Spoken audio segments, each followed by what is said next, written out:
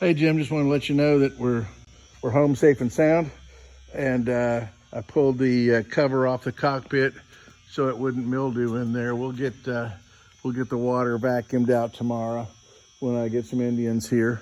And I was going to use these rags that we used for padding to wipe down, and my fear did come true. We've got varnish releasing from at least the blonde area. It came right off on the rag. You can see where it's coming off. I thought maybe that might have been leaves or something when I first started messing with it, but it is. So we probably need to think about some maintenance coats on the blonde area. Looks like we've got some water intrusion as well. Probably not this one event. So you might want to have us just work on the blonde area. Looks like the rest of this is okay.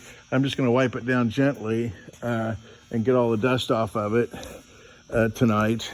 And then we're doing another 48 Century that I thought I'd show you. This is another Sea Maid, 48 Sea Maid we got in the other room. I'll show it to you here in a second. Then I was going to also suggest that we might do some modifications on your trailer.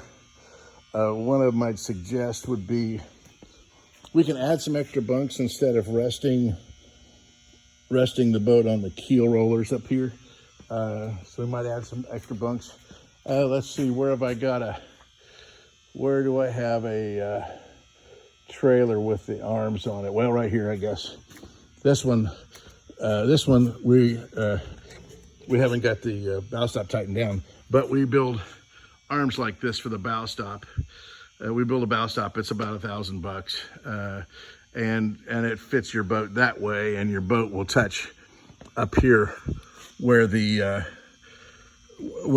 relatively inexpensive rub rail is, instead of beating up your cutwater when you get on. And we give you, as you can see, you've got a much wider target there. It's about 2 feet wide. Whereas if you're putting this thing on the trailer, it'd be real easy to get off, it'd be real easy to get off one side or the other. And I've got a show and tell board that's got gouged up front planks on it. So you might want one of those bow stops while it's here. I'm thinking tomorrow of taking the engine over to my machine shop. I'll get a price from him first. But my thought is just to let my guy go through it, because if we were to put this, go the effort of putting this the rest of the way together, we got a little bit of flash rust.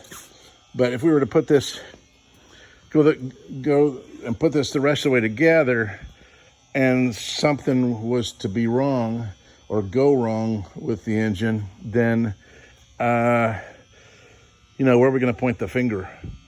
Point it back to the guy that rebuilt this, or, I can't guarantee somebody else's work. So that's my concern.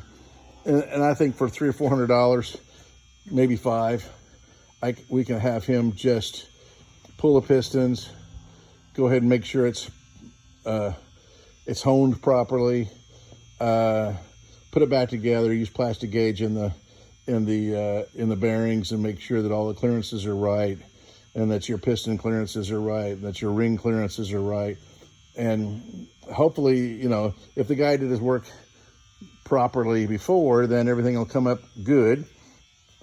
And then, I can give you some kind of guarantee on the engine if you want to chance that that's okay too.